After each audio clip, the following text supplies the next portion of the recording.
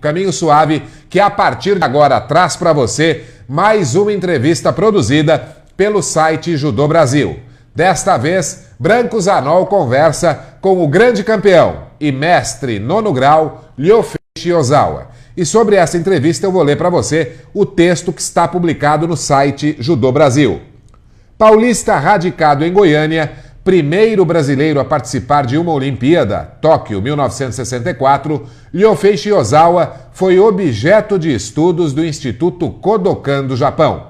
Dono de uma técnica invejável, de um judô elegante e objetivo, Shiozawa acumulou títulos internacionais e arrebatou uma legião de fãs e seguidores ao longo da sua trajetória como competidor.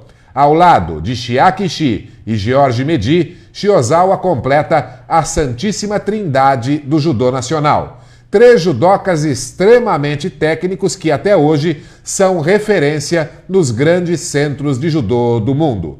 Elogiar a técnica de Shiozawa é chover no molhado, só quem viu sabe do que estamos falando. Infelizmente não havia videocassetes, tampouco DVDs para registrar a magia do seu judô. Repetindo, quem viu, viu. Para escrever sobre a magnitude de Shiozawa, seria preciso publicar um livro. Um livro não, uma coleção. Por isso, vamos nos limitar a essas poucas, mas respeitosas palavras. Então, com você, Branco Zanol, graças ao site Judô Brasil, conversando com o mestre Ryofei Shiozawa.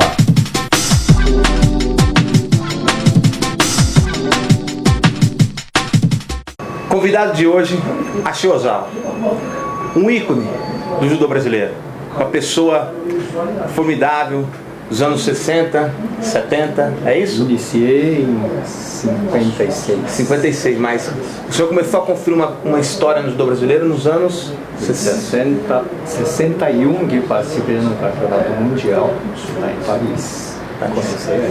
Sensei Shiozawa, seja bem-vindo.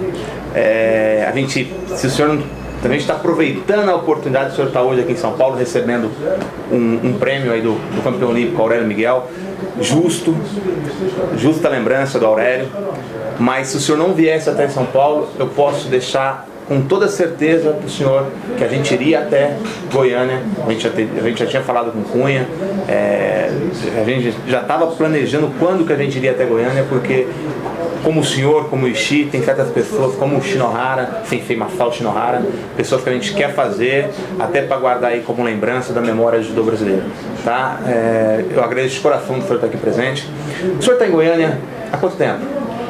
Eu cheguei em Goiânia em 68, início de 68, portanto já tem quase 30 anos em Goiânia. 30 anos em Goiânia, é uma vida já, né? O senhor, na verdade, começou o judô aonde? Aqui em São Paulo. Em São Paulo. São Paulo permaneci até em 65. Isso.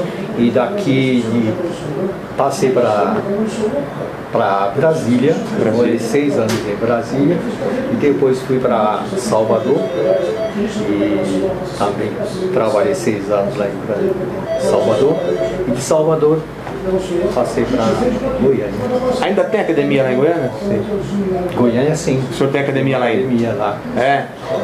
E o senhor revelou muitos talentos. Eu conheci alguns, o Joseph foi um, o Jorgeton, o Timata para a direita. Mas qual que o senhor acha assim, que foi o teu aluno mais técnico que o senhor conseguiu formar nesses anos? Olha, o Jorgeton foi bastante técnico, mas eu considero até hoje um aluno que é considerado realmente técnica de alto nível. O meu filho segundo filho, que esse eu considero realmente um judoca técnico. Mas infelizmente ele não deu continuidade, ele treinou até que idade? Até juvenil. No juvenil ele parou de treinar. Mas mesmo sem treinamento hoje, ele apresenta uma técnica assim fora de série. Eu não vejo outro? Destro, mas ele tem uma variedade de técnicas, mas muito afinado. O senhor fez duelos memoráveis com o Ishii. O Ishii foi o teu adversário mais forte? Sem dúvida. Isso aí ele foi mundialmente assim, no nível Tanto é que ele foi terceiro lugar no campeonato mundial e na Olimpíada, né? Então, eu considero até um cara feliz por Ishii ter aparecido, porque eu sempre visava uma pessoa superior a mim para elevar o meu nível do judô. Então ele foi ótimo a vinda dele para cá, para que eu conseguisse elevar mais ao meu nível de judô. O senhor chegou a vencer quantas vezes? Não, eu lutei várias vezes. Perdi praticamente a maior parte dessa disputa. Eu ganhei apenas uma luta. E essa ficou marcada, hein?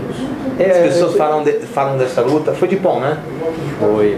Eu diria até 2 ippons. Porque a primeira técnica que eu dei, eu tinha certeza que foi pão. Mas o árbitro deu um azar. Foi Sukashi, né? Sukashi. Ele fez o ultimato. Fez o ultimato. Aí eu dei um Sukashi, foi marcado um azar, depois de contragolpe do Sogari dele. E realmente as pessoas, a gente entrevistou o Sensei Yamate, né? Ele falou que estava lá e contou tudo orgulhoso que estava lá, que viu a luta de perto. E realmente você vê só o tanto que o Ishii é importante, né? O senhor venceu uma vez e as pessoas falam disso até hoje, para ver o grau da importância dele, né? Para mim, mais do que ninguém, a presença do Ishii foi importante, como já lhe disse, mas não só para mim, não. Para o judô nacional, o judô brasileiro foi início de tudo, né? Tem um ponto de referência, o judô brasileiro começou a ter um ponto de referência, isso, né? Porque até então a gente não sabia de que nível estávamos. Agora, com a presença dele, ele ganhando terceiro lugar na Olimpíada, terceiro lugar no Mundial, então eu, por exemplo, pensei assim, não, se conseguir ganhar do Ishii, poderia até classificar bem no campeonato mundial. O senhor é daquela época que era só vazar e pão? Não, até na década de 60, mais ou menos, um pouquinho antes. Depois começou já o Koikoka? Por aí começou. O senhor gostava o senhor acha que se o judô voltasse a valer só vazar e pão, seria bom para o judô ou não? Eu analisando assim a parte técnica seria uma boa, mas o judô atual não vai conseguir voltar nessa época. Muito nivelado, né? É nivelado e a força tá esmagando a parte técnica. Então o pessoal, em vez de melhorar tecnicamente, ele vai nessa parte de realmente desenvolver a força. Mas a gente ainda tem alguns casos, por exemplo, que eu estava revendo até essa última semana, eu revi as lutas do João Derli, né? Sim. E semifinal Ippon, a final com o japonês de Ippon. Tem uma parte técnica também, está saindo Ippon também. Sem dúvida, não, está saindo Ippon. Mas o que eu digo, as técnicas que você tem, não é a técnica que o João Derli. Ele ganha da Ippon, mas de uma forma diferente. Então, aí está a diferença do judô antigo com o judô atual. Isso. Eu sou de uma geração que se espelhou muito na colônia japonesa. Né? Essa parte técnica, você mostra a sua formação. Né?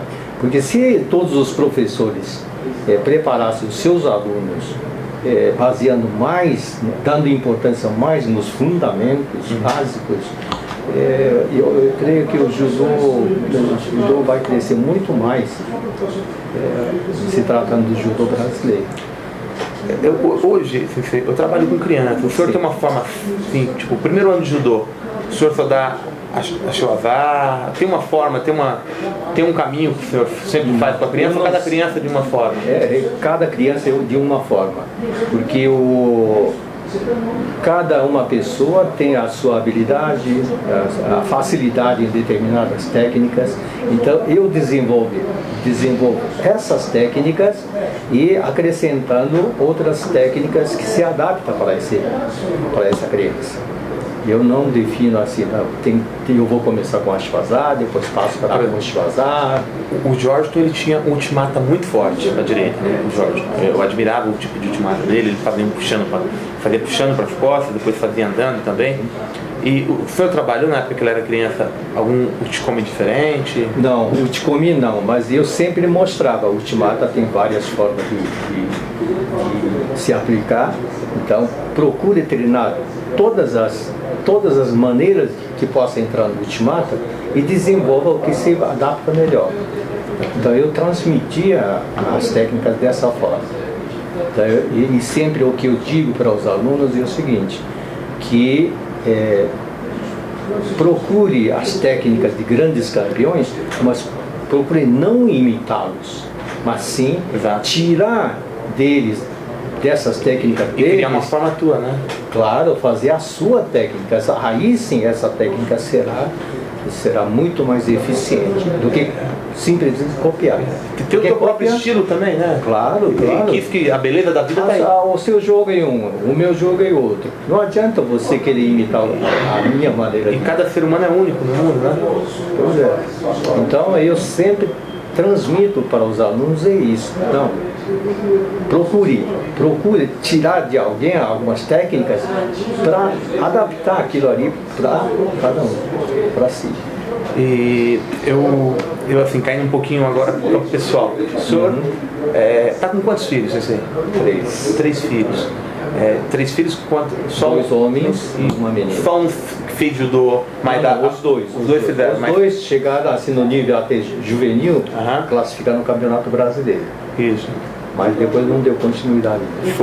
Partiu pro lado do estudo mesmo. É porque eu sempre lidei com a parte organizacional do judô, tanto em Brasília, na Bahia, lá em Goiânia, e eles presenciaram muito assim a parte negativa do judô, que cada um tem aquele egoísmo, não pensa nos outros.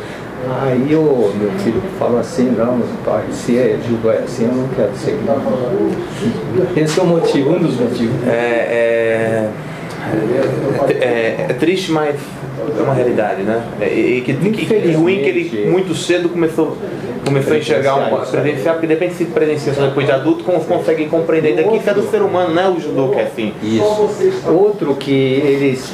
Eu creio assim, eles foram muito cobrados por causa de mim. Você acha que aconteceu um pouquinho com o Jun também? Hein? O Jun também deve ter sido cobrado também pela encenação, né? Não Porque essa coisa do oriental, eu digo essa coisa do oriental, de querer levar pra frente, enfim, e aproveitando um pouco esse gancho, desculpa, pra gente não deixar sair um pouco, o que o senhor acha que, você falou do lado político, das coisas ruins, o que o senhor acha que teria que fazer para melhorar o judô no estado de Goiás? No estado de Goiás, os dirigentes têm que pensar mais não só em si próprio. E tem que aproveitar a formação da pessoa para o bem do judô, que não existe isso. Todas as pessoas que estão entrando para dirigir o judô, ele está se interessando para aproveitar o judô para si. Então, pensar no bem do judô e não no bem individual. Sensei, hoje o senhor chegou numa determinada época da vida, assim que o senhor está curtindo mais. Tem neto? Não, ainda não. Está curtindo os filhos, está esperando aí de repente vir neto, tal. O que o Sensei Ashwazar, aquele atleta que marcou a geração, faz hoje num momento de lazer? O que o senhor gosta de fazer? Pescar, passear, ver fita de judô? Porque o Xi, uma vez no sítio do Xi, ele vai lá e ele fica no final de semana vendo judô. O senhor não? Não, eu assisto o que é necessário para os meninos, para os meus alunos. Isso. Mas agora que eu estou aposentado de tudo, eu estou me dedicando só à academia, então dias de folga é pescaria. Pescaria. A gente sempre, ainda mais na frente de uma pessoa, de um ícone como o senhor, a gente queria que o senhor terminasse a entrevista falando alguma coisa para essa nova geração para a nova geração, tanto de aluno quanto de professores? O que eles... Olha, eu acho muito feliz, vocês jovens estão tomando a frente de divulgar o judô, não só para atacar os dirigentes, mas sim está preocupado realmente no judô, e com isso eu tenho certeza que o judô vai melhorar muito. Cunha também tem o Judô Brasil, né, esse programa, que está realmente ajudando o crescimento do judô, e espero que continue cada vez melhor, fazendo divulgando o judô cada vez mais, porque o Brasil tem um potencial que nenhum país possui. E se realmente os dirigentes atuais do judô se dedicasse mais, como deve se dedicar, principalmente para a seleção brasileira, que eu acho que está faltando isso, essa dedicação para a seleção brasileira principalmente. Sensei, a gente agradece a presença, agradece essa entrevista. Para assistir essa entrevista com o Sensei Shiozawa, pode ser no judobrasil.com.br ou no site brancosanol.com.br. Sensei, boa sorte. Muito obrigado. Tá? Sempre. Parabéns do trabalho de vocês. Espero que vocês continuem para o desenvolvimento, pensando no desenvolvimento do judô brasileiro. Sensei Shiozawa, mais um entrevistado pela gente.